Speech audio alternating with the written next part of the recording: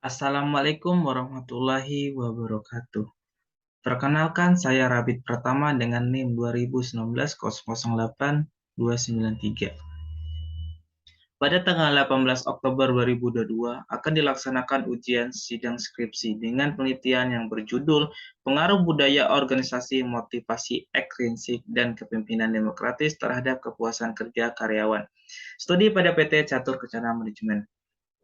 Sebelum saya melakukan presentasi, izinkan saya berterima kasih kepada Ibu Dr. Prayakti MSI dan Ibu Dr. A. Jajuk Herawati MM selaku dosen pembimbing 1 dan pembimbing 2 dan kepada Bapak atau Ibu penguji pada sidang skripsi kali ini. Langsung saja pada latar belakang.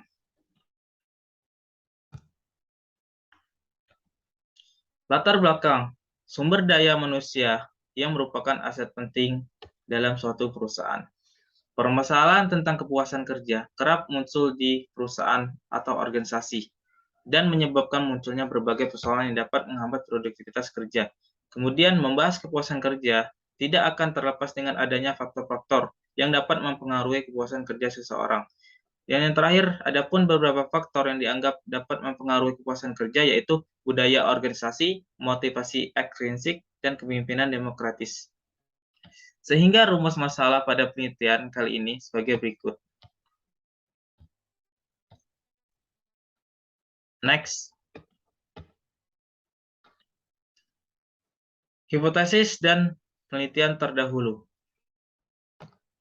Penelitian yang dilakukan oleh Yeni et al. Pada tahun 2020 menunjukkan hipotesis pertama, budaya organisasi berpengaruh secara positif dan bersignifikan terhadap kepuasan kerja karyawan.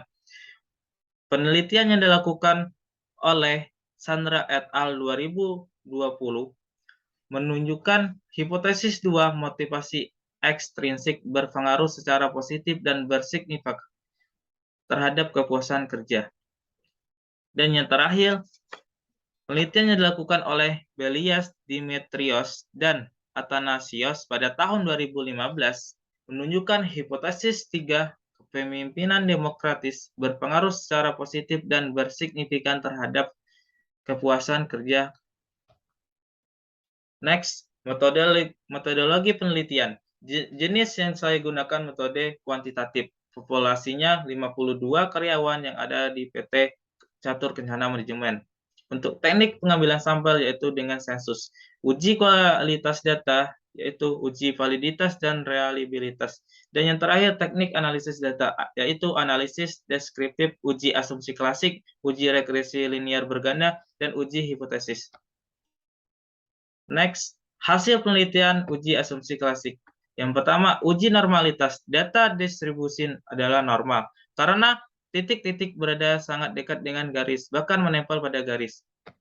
Kemudian, uji heteroskedastisitas. Tidak terjadi heteroskedastisitas karena nilai signifikasi variabel independen berada di atas 0,05 pada uji Gleiser.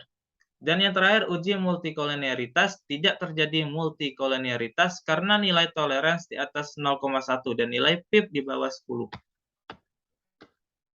Uji hipotesis pada uji T, yaitu budaya organisasi memiliki pengaruh signifikan terhadap kepuasan kerja karyawan. Motivasi ekstrinsik memiliki pengaruh signifikan terhadap kepuasan karyawan.